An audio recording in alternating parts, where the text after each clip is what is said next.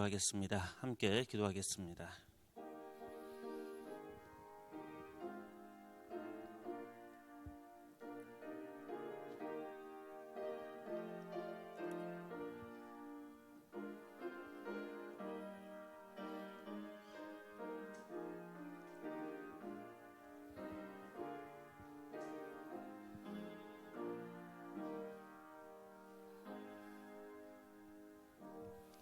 사랑의 하나님 감사합니다. 오늘도 주님의 전에 불러주신 이 발걸음에 복되게 하셔서 성령으로 충만케 하시고 오늘도 하나님의 말씀 가운데 넉넉히 이 세상을 이기는 믿음의 사람 될 수 있도록 인도하여 주옵소서.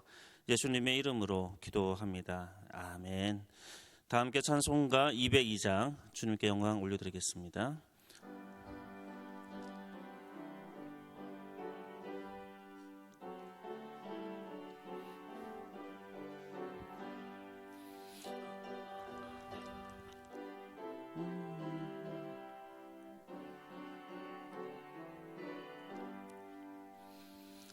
하나님 아버지 주신 책은 귀하고 중하신 말씀일세. 기쁘고 반가운 말씀 중에 날 사랑한단 말 참 좋도다. 주께서 나를 사랑하니 즐겁고도 즐겁도다.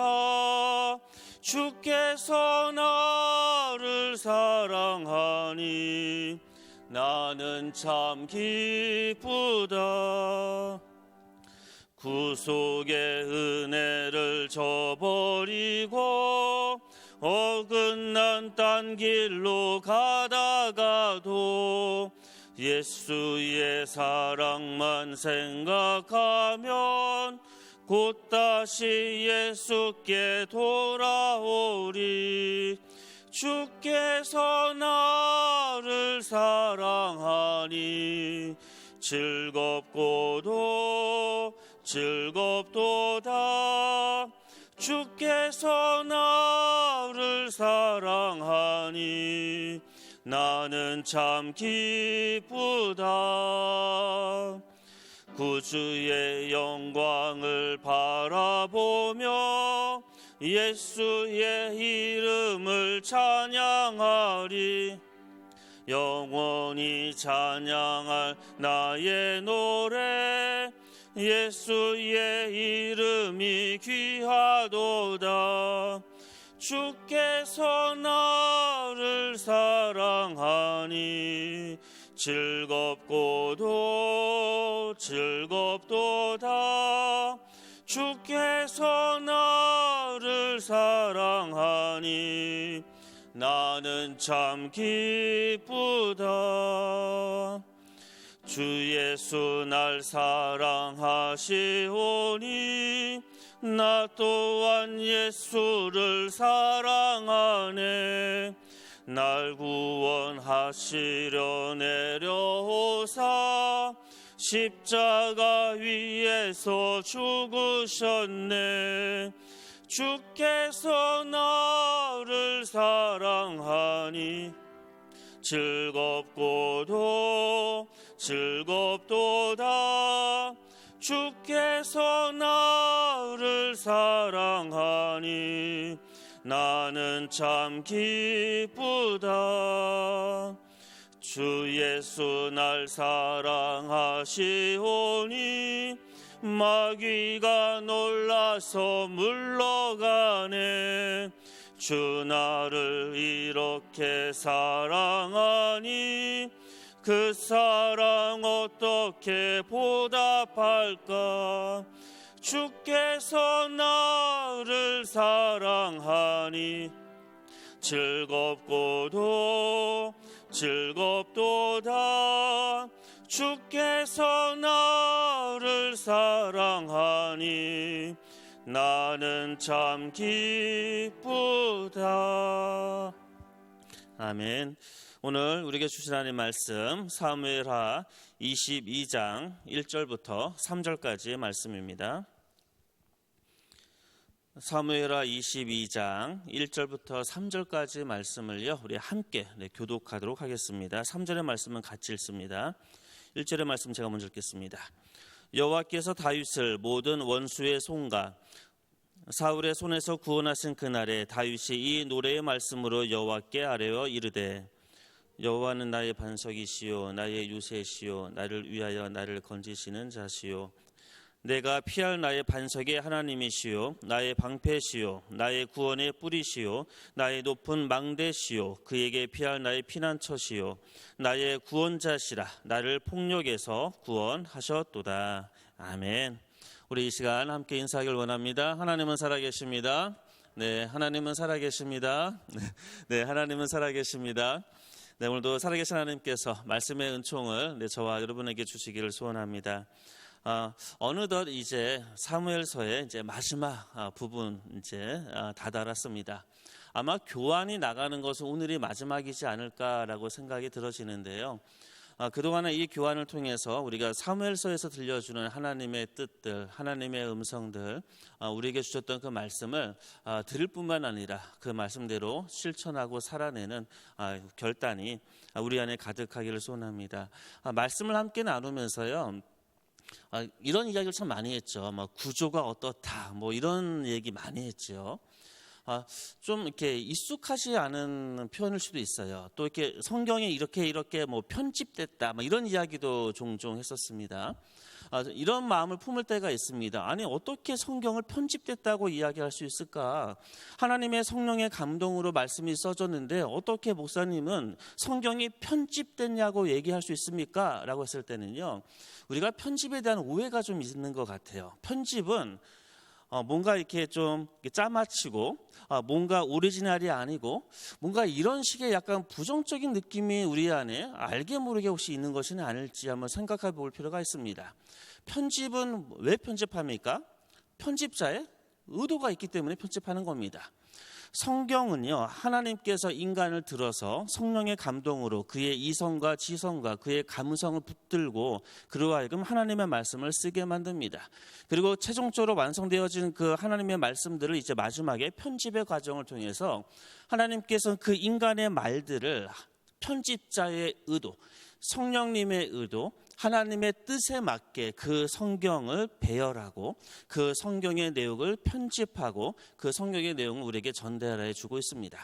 그래서 성경에 대해서 편집했다라고 하면요, 그런 약간 불편한 마음보다는 편집자 성령님의 의도가 강력하게 개입됐구나, 이렇게 이해하실 때 우리는 성경을 충분히 풍요롭게 이해할 수가 있습니다. 사무엘서의 구조에 대한 이야기, 이 표는 눈에 좀 익으실 겁니다. 눈에 많이 익으시지요.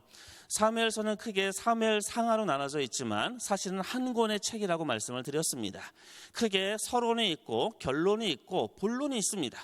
자, 서론이 있고 이 본론에는 두 명의 인물에 대한 이야기가 있는데 그 인물은 사울과 다윗입니다.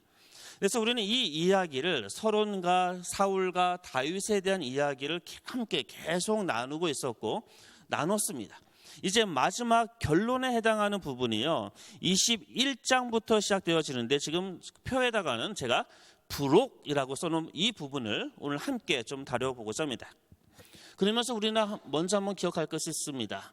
사무엘서를 처음에 시작하면서 사무엘서에 수미상관이라는 그런 문학적인 장치가 있다라는 말씀을 드렸지요.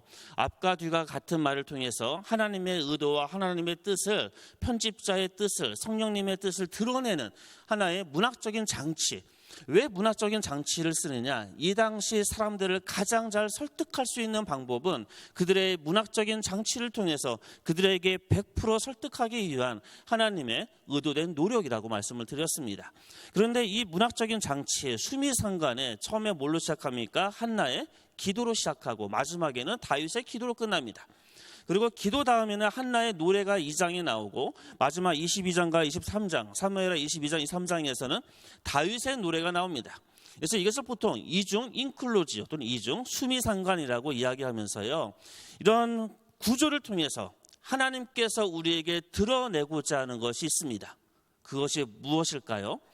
사무엘서를 시작하면서 이런 얘기했습니다. 사무엘서의 핵심은 누가 진짜 왕이냐, 그것에 대한 대답을 우리에게 주는 말씀이 사무엘서라고 말씀을 드렸습니다.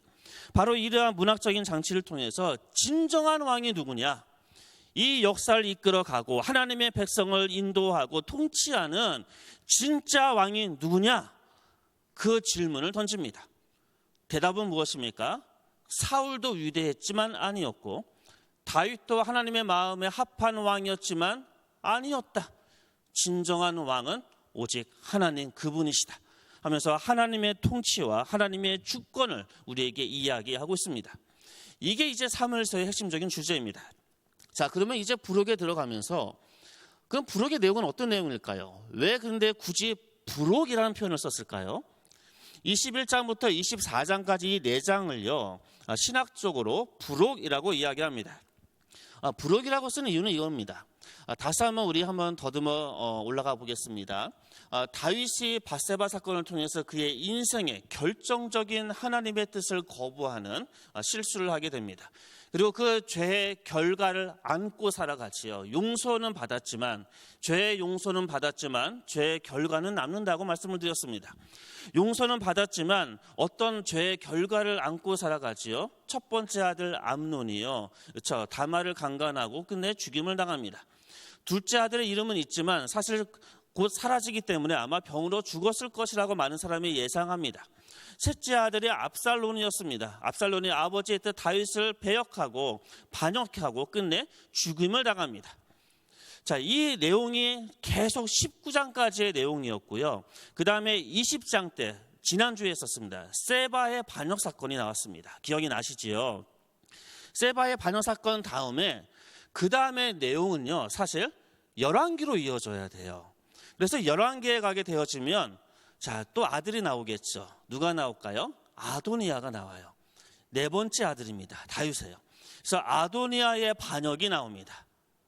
그러고 나서 솔로몬이 등극하는 것이 열왕기 1장 후반부와 2장이 나오게 됩니다. 그래서 그 사무엘 20장에서 바로 열왕기 1장, 2장으로 연결될 때 가장 자연스러운 흐름을 갖고 있어요. 그런데 갑자기 생뚱맞게 4장에 걸쳐서 좀 생뚱맞은 내용이 갑자기 등장합니다. 그리고 그 내용은요, 다윗에게 있어서 그의 인생의 초반의 사건과 중반과 후반의 사건들이 시대에 관계없이 나오고 있습니다. 그래서 우리는 기억하셔야 돼요. 성경은요, 시대적인 순서보다 우선되는 게 하나 있습니다. 신학적인 의도입니다. 신학적 의도하니까 좀 있어 보이지요. 근데 이거보다 더 좋은 말이 있습니다. 뭐냐면요, 하나님의 의도입니다. 시대적인 어떠한 순서보다 하나님의 뜻과 하나님의 의도대로 그 성경을 기술합니다. 그래서 우리가 요한계시록을 시대적인 눈으로 바라보게 되어지면 세대주의에 빠지고 극단적 종말론에 빠지고 굉장한 문제를 일으키지 않습니까? 바로 하나님의 뜻에 의해서 인생의 초반기, 중반기, 후반기의 사건들이요, 막 섞여서 나와 있는 것이 사무엘하 21장, 22장, 23장, 24장입니다. 그래서 그것을 부록이라고 이야기하는 거예요. 이야기가 쭉 전개되다가 갑자기 이 부분에 전혀 이상한 내용들, 전혀 이상한 내용이라기보다 시대적으로 맞지 않은 좀 어색한 문맥의 흐름에 갑자기 등장하게 됩니다. 그런데 이 부록이요, 시대적으로도 엉망이지만 이렇게 등장함을 통해서 가장 잘 하나님의 사무엘서를 통한 하나님의 뜻을 우리에게 결론적으로 보여주는 것이 부록입니다. 그래서 오늘은 과연 그러한가, 부록이 하나님의 뜻을 우리에게 정말로 결론적으로 사무엘서의 마지막 부분을 잘 드러내고 보여주는가, 이것을 이제 오늘 핵심적인 내용으로 함께 나누려고 합니다. 자, 1페이지를 보게 되시면요, 거기에 표를 하나 만들었습니다. 이게 지금 21장부터 24장까지의 내용을 구조적으로 지금 표현한 건데요, 크게 3가지의 문학적인 장르가 등장하지요.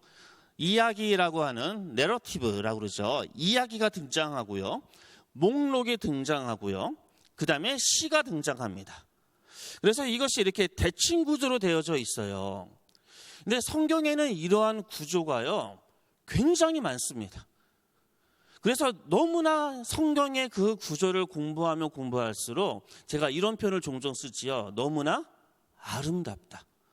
단순하게 그 글자, 어휘뿐만 아니라 성경의 그 구조조차도 너무나 아름답게 써진 것이 바로 성경이다. 그리고 왜 아름답다고 표현했습니까? 성령님께서 아름다우시기 때문에 성령의 감동으로 써진 하나님의 말씀은 아름다울 수밖에 없습니다. 자, 이야기가 있고요. 목록이 있고 시가 있습니다. 그러면 이 이야기는 어떤 내용을 담고 있을까요? 이제 페이지 한 장을 넘기시면 두 가지 이야기가 나옵니다. 첫 번째 21장에 첫 번째 이야기가 등장하고요. 24장에 이제 마지막 이야기가 이렇게 대조적으로 우리에게 주어지고 있습니다. 그런데 첫 번째 이야기의 내용의 핵심은요, 사울의 죄에 대한 하나님의 진노를 다루고 있는 거예요. 좀 더 구체적인 내용을 이야기한다면 그런 내용입니다. 기브온 사람들을 사울이 이제 그 학살을 했던 사건이 있었고, 그래서 기브온 사람들이 다윗에게 사울의 아들들을 내달라라고 요청합니다. 그래서 7 아들을 내주는 장면이 등장하거든요. 다윗 통치 초기에 있었던 사건입니다. 그래서 아까도 말씀드렸지만 시대적 순서보다 신학적인 의도, 하나님의 뜻이 더욱더 중요시되는 것이 하나님의 성경의 말씀이라고 말씀드렸습니다. 그래서 사울의 죄 때문에 하나님께서 얼마나 진노하셨고 어떻게 심판하셨는지, 이것이 이 부록의 첫 번째 이야기로 등장합니다. 그리고 마지막에 등장하는 24장의 이야기는요, 다윗의 잘못에 대한 인구조사죠. 그의 잘못에 대한 하나님의 심판이 3일 동안 이어집니다. 사울은 3년 동안이고요, 다윗은 3일 동안입니다. 그리고 이것은 다윗의 죄에 대한 하나님의 진노였습니다. 우리는 이 이야기를 통해서 뭘 명확하게 알 수 있습니까? 사무엘서에서 소개되어지고 있는 초대의 위대한 왕이었던 사울, 그리고 하나님의 마음에 합했다라고 알려져 있던 다윗, 이 둘의 이 왕권의 한계와 인간의 부족함을 우리에게 지금 드러내고 있는 겁니다. 이렇게 사울도 부족하고 다윗도 부족합니다. 그러면 우리는 어떻게 생각할까요? 좀 더 완전하며 온전한 통치를 기대합니다. 그리고 그것은 바로 오직 하나님의 통치만이 가능하다는 그 메시지를 우리에게 전해줍니다. 왜 어떻게 전해줄까요? 첫 번째 이야기의 마지막 절이요, 21장 14절이거든요. 좀 빠릅니까? 따라오고 계시지요? 21장 14절이 첫 번째 이야기의 마지막 절인데요, 그 절의 끝부분에 이런 내용이 써져 있어요. 지금 이 페이지 제일 위에서 있는 겁니다. 하나님이 그 땅을 위한 기도를 들으시니라. 그러니까 사울의 죄에 대한 이야기, 하나님의 진노의 이야기를 쭉 하다가 마지막에 하나님의 기도를 들어주셨다, 그 땅을 위한 기도를 들어주셨다면서 이야기를 마무리해요. 그리고 마지막 24장에 다윗의 죄에 대한 이야기가 쭉 전개되다가 사무엘서의 마지막 24장 25절에 여호와께서 그 땅을 위한 기도를 들으셨다라는 동일한 문장으로 끝나게 됩니다. 인간의 연약함, 인간의 죄성, 인간의 부족함, 그럼에도 불구하고 하나님께서 그 땅을 위한 하나님의 백성들의 기도를 들어주신다. 이것이 하나님의 온전한 통치이고 하나님의 통치에 대한 이야기를 우리에게 지금 전해주고 있는 겁니다. 그래서 마지막 24장 그 마지막 이 부록에서 나타나는 이 이야기를 통해서 온전한 하나님의 통치만이 완벽한 통치임을, 오직 하나님만의 진정한 왕이심을 이제 우리에게 드러내고 있습니다. 자, 그러고 나서 그 이야기가 또 이제 목록이 나온다고 말씀을 드렸죠. 그런데 이 목록의 내용은요, 한결같이 다윗의 용사에 대한 이야기입니다. 그러면 왜 이 결론 부분에, 너무나도 중요한 부분이잖아요. 성경의 사무엘서의 마지막 결론을 끝마무리하는 아주 중요한 부분에 어떻게 보면 그냥 의미 없는 것처럼 다윗의 용사들 37명, 36명의 이름이 쭉 나열되어 있고요. 블레셋을 침공하고 이겼던, 승리했던 다윗의 용사들의 이름이 이렇게 쭉 나열되어 있습니다. 너무나도 중요한 순간, 사무엘서의 결론 부분에 왜 사람의 이름, 다윗의 용사들의 이름을 집어넣었을까요? 제가 거기에다가 5줄 정도 굉장히 중요한 내용들을 거기다가 적어놨습니다. 우리가 기억해야 할 것은 하나님의 일은 도대체 어떻게 이루어지냐 하는 겁니다. 기억하십시오. 하나님의 일은요, 사람을 통해서 이루어집니다. 하나님의 일은 저 하늘 구름 위에서 갑자기 일이 이루어지는 것이 아니라 이 땅에 발을 밟고 살아가고 호흡하고 있는 저와 여러분을 통해서 하나님의 일이 이루어 나간다는 겁니다. 또 두 번째 내용은 이겁니다. 다윗 왕궁이라는 것은 가장 이상적인 하나님의 나라의 모습이거든요. 다윗 왕국은요, 일 중심이 아니라는 거예요. 업적 중심이 아니라 다윗 왕국은 사람 중심의 공동체라는 겁니다. 그러니까 우리가 어떠한 공동체를 이야기할 때 이 공동체는요, 사람이 중심이 된다는 겁니다. 그러니까 우리는 종종 이런 이야기를 하지요. 교회는 인본주의가 아니고 신본주의가 돼야 된다라고 이야기하면서 그 이야기를 하는 사람이 지 멋대로 이제 일을 하잖아요. 그렇죠? 본인이 하나님인 것처럼 얘기하는데요. 여러분, 인본주의는요, 우리가 거기 안에 있는 무신론이라든가 그 안에 있는 유물적인 그런 사고를 배제하면 사람이 우선시 되어지는 이 인본주의는 하나님의 뜻에 참 부합합니다. 그것은 이 공동체, 하나님의 형상대로 지음받은 이 공동체는 사람 중심으로 사람을 통해서 일을 하신다기 때문에 그렇습니다. 제가 하는 말 충분히 오해하지 않고 이해하셨을 것이라 믿습니다. 자, 그 다음에요. 그러면 하나님의 뜻을 이루는 공동체는 어떠한 공동체일까요? 우리 공동체가 어떠한 일과 비전을 위해서 선교라든가 교육을 위해서 그것만 바라보고 옆에 있는 사람이 피를 흘리든 자빠지든 넘어지든 관계없이 뛰어간다면 그것은 하나님의 뜻을 이루는 공동체가 아닐 수 있다는 겁니다. 하나님의 뜻을 이루는 그 공동체는 사람을 귀하게 여깁니다. 한 명 한 명의 사람을 귀히 여기는 공동체. 어떠한 그 원칙주의자와 어떠한 자신만의 논리로 상처를 주는 것이 아니라 한 명 한 명의 사람을 귀히 여기는 것, 이것이 하나님의 뜻을 이루는 공동체라는 겁니다. 자, 그 다음에 우리가 기억해야 될 것은요, 우리가 교회 일을 감당할 때 저처럼 이제 목회자들이 많이 실수하는 거거든요. 사람을 수단처럼 이용하는 경우가 종종 있습니다. 왜요? 그 사람을 쓰면 잘하기 때문에. 그 사람이 번아웃이 되든지 번아웃이 안 되든지 관계없이 그냥 일만 되면 됩니다. 사람을 수단으로 삼습니다. 이것은 하나님의 뜻이 아니라는 겁니다. 그리고 마지막입니다. 저는 이 표현이 너무 좋아요. 함께 일하는 것, 이것 자체가 하나님의 뜻이라는 거예요. 저는 이 문구가 너무나 감동을 받았습니다. 우리는 하나님의 일을 한다는 것은 뭔가 비전을 바라보고 선교적인 뭔가 큰 뜻을 품고 교육적인 뜻을 품고 막 나아가고 이것을 생각할지 모르겠지만 그냥 같이 함께하고 일하는 것, 이게 하나님의 뜻이라고요. 비록 그 일이 때로는 남들이 볼 때는 좀 촌스러울 수도 있겠죠. 좀 부족할 수도 있겠죠. 연약하게 보일 수도 있겠죠. 그럼에도 불구하고 그냥 함께 일하는 것. 때로는 그 가운데 서로 좀 화도 날 수도 있고요. 짜증도 날 수 있고 기쁨도 날 수 있겠지요. 하지만 그렇게 함께 가는 것, 이게 하나님의 뜻이라는 겁니다. 이렇게 사무엘서의 부록을 통해서 의미 없이 사람의 이름을 나열한, 그것도 꽤 많은 분량을 나열했던 다윗의 용사들의 그 이야기를 통해서 하나님의 통치가 있는 그 공동체는 바로 함께 일하고 사람을 귀하게 여기고 일 중심보다는 사람 중심으로 이루어지는 그런 공동체가 하나님께서 원하시는 공동체구나, 우리는 깨닫게 되어집니다.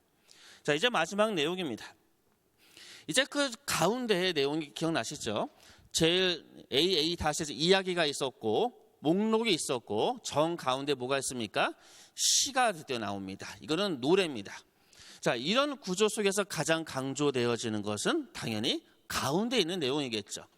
그래서 이 시는요, 다윗의 시인데 사무엘서의 모든 신학을 담아낸 최고의 결정체입니다.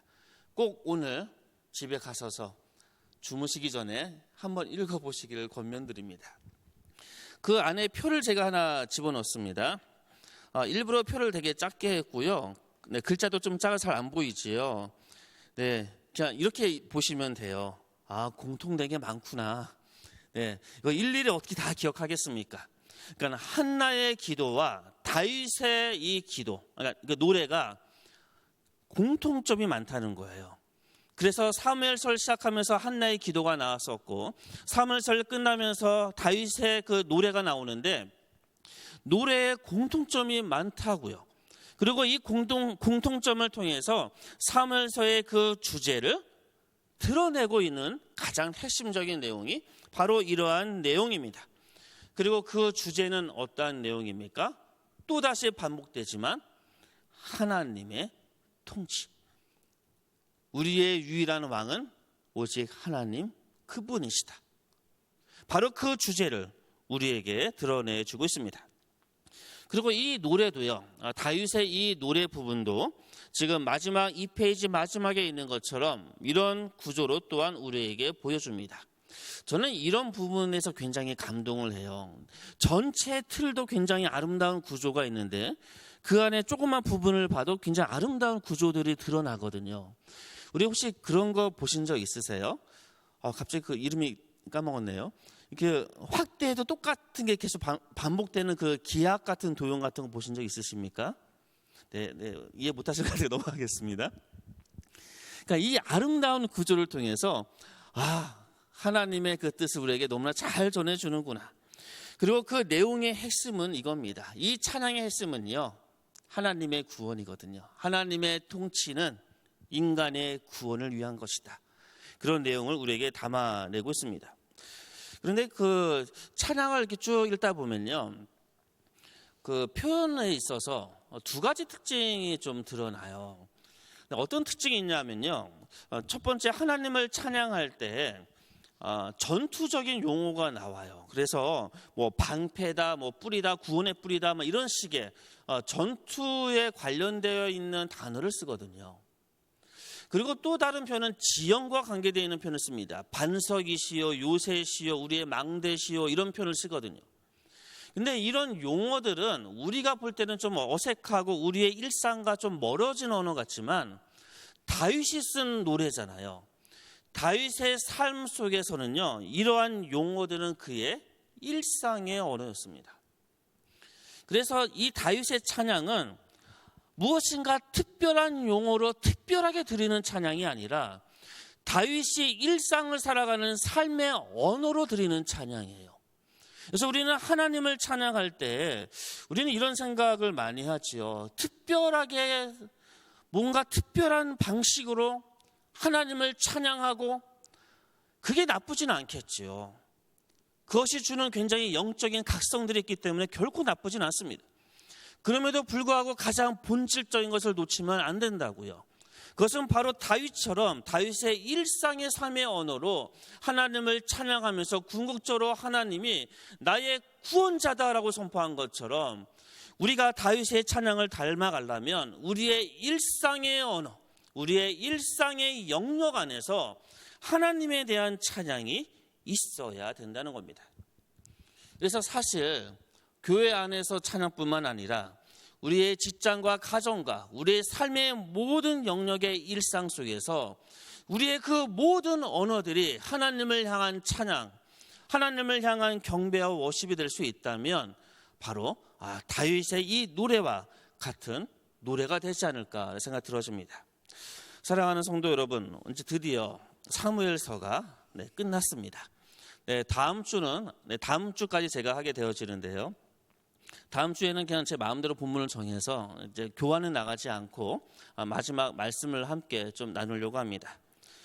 저도 개인적으로 사무엘서를 준비하면서 가끔씩 이 교환을 만들면서 처음에 첫 단추를 너무 잘못 낀 게 아니냐라는 후회를 많이 했거든요. 이게 힘들더라고요. 처음에는 그냥 재밌게 시작하다가 나중에는 의무감으로 때로는 짜증으로 여러 가지 감정의 기복이 많이 있음에도 불구하고 제가 고백하는 이겁니다. 제가 느꼈던 그 다양한 감정의 그 기복들 하나님이 쓰시는 거구나. 그것조차도 마치 아까 처음에 이야기한 것처럼 편집자의 의도가 있는 것처럼 하나님께서 저를 통해서 편집하시고 이 시간에 하나님의 음성을 함께 나누고 그리고 무엇보다 이것을 통해서 말씀을 선포하는 저와 같은 사람들은 더 성장할 수가 있거든요. 하나님의 말씀에 대한 깊이를 더욱더 맛보게 되면서 마음속에 기쁨이 넘치게 됩니다. 그래서 우리 수요일 이 시간 지금까지 저하고 한 28번 정도, 그러니까 28주 정도를 한 것 같습니다. 제가 그걸 어떻게 아냐 하면 그 번호가 28번이더라고요. 보니까요. 그래서 28주 정도를 이제 같이 한 것 같은데요. 이 기간이 행복했습니다. 하나님의 말씀을 이렇게 정리하고 함께 나눈다는 거, 참 행복한 시간이구나, 그렇게 많이 느꼈습니다. 부족한 부분도 많았었고, 때로는 여러 가지 잘못된 부분이 있을 수도 있었을 겁니다. 제가 이런 말씀도 드렸지요. 인간의 오류에도 불구하고 역사하시는 하나님의 은총이 있더라. 비록 저의 잘못된 부분과 부족한 부분이 있을지라도 제가 확실하는 것은 하나님의 은총이 이 시간에 함께 있었기 때문에 우리가 나눴던 이 내용을 통해서 우리의 신앙과 우리의 믿음은 더욱더 성장해 나갔을 것이라고 확신하게 되어집니다. 우리 시간 함께 기도하고 굉장히 좀 빨리 끝났습니다. 그렇죠? 네, 원래 그 종강할 때 좀 일찍 끝나는 것처럼 오늘 좀 일찍 끝난 것 같습니다. 우리 시간 함께 좀 기도하기를 원합니다. 그 신목사님이 그 얘기 하더라고요. 무조건 강의는 짧은 게 좋다고, 그렇죠? 그래서 오늘 가장 명강입니다. 가장 짧았기 때문에 우리 시간 함께 기도하기를 원합니다. 우리 시간 대림절, 특히 이번 주 주일이 25일 성탄절입니다. 대림절의 의미는, 저희가 고백하는 대림절의 의미는 너무나 하나입니다. 주님이 오시는 겁니다. 예수님께서 우리 마음의 빛으로 오시는 겁니다. 우리 이 기간 동안 빛 대신 예수님께서 우리의 마음에 오시고, 그리고 무엇보다 우리의 마음에 오신다는 것은 우리의 일상의 삶에 오신다는 거거든요. 우리의 일상의 삶에 오셔서 우리의 말과 행동과 우리의 모든 모습이 하나님의 마음에 합한 다윗처럼 온전히 우리의 일상의 찬양을 주님께 올려드리는 우리 모두 되게 해달라고 우리 이 시간 함께 기도하도록 하겠습니다. 함께 기도합니다. 사랑의 하나님 감사합니다. 28주의 기간 동안에 사무엘서를 갖고 함께 말씀을 나눴습니다. 주님께서 이 말씀을 통해서 우리에게 주셨던 그 은총을 기억합니다. 주님, 말씀을 듣고 말씀을 깨닫고 말씀대로 살아갈 수 있도록 주님께서 인도하여 주옵소서.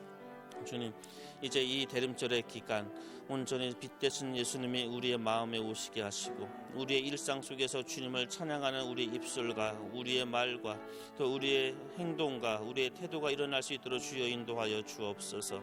때로는 부족한 모습으로 죄된 가운데 빠질지 모르겠지만 그럼에도 불구하고 우리를 끊임없이 붙잡아 주시는 하나님의 은총 가운데 이 세상을 이기는 하나님의 자녀를 될 수 있도록 주여 인도하여 주옵소서. 주님, 다가오는 25일 이 성탄절을 의미 없이 지나는 그런 성탄절이 아니라 진정 우리 마음속에 주님이 오시는 놀라운 영적인 각성의 시간이 되게 하시고 하나님 예수 그리스도의 그 놀라운 은총을 누리는 시간 되어줄 수 있도록 주님께서 함께하여 주옵소서. 주님께서 이 성관교를 축복하소서. 또한 성탄절날 발표하는 모든 교육부서의 그 발표의 그 모든 예배를 주님께서 찬양받아 주옵시고 영광 받아 주시고 우리 가운데 기쁨과 주님께서 주는 평화가 넘치는 시간 되어줄 수 있도록 주님께서 인도하여 주옵소서. 이 모든 것 다 주님께 맡깁니다. 주여 붙들어 주옵소서. 감사합니다.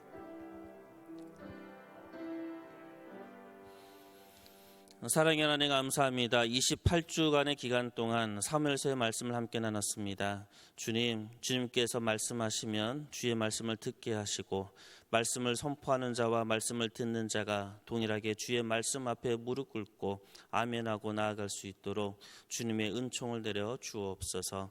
주님, 이 대림절의 기간 온전히 빛 대신 예수님께서 우리의 마음속에 우리의 일상의 삶의 영역 속에 오셔서 우리의 입술의 말과 우리의 태도와 우리의 모든 모습이 하나님께 찬양과 영광을 드리는 하나님의 자녀들 될 수 있도록 인도하여 주옵소서. 주님, 이 성탄절 온전히 우리 교육부를 축복합니다.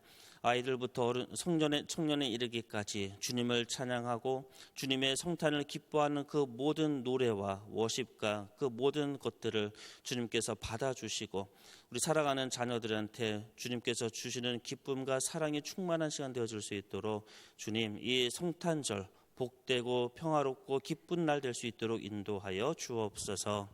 이제는 우리 주 예수 그리스도의 은혜와 하나님의 그 깊으신 사랑하심과 성령님의 늘 함께하시고 지켜주시고 인도하시는 그 놀라운 능력이 주님의 사랑하는 온전히 말씀 붙들고 이 세상을 넉넉히 이기고자 결단하고 나아가는 모든 성도들 그 머리 위에 이제부터 영원히 함께하기를 축원하옵나이다. 아멘.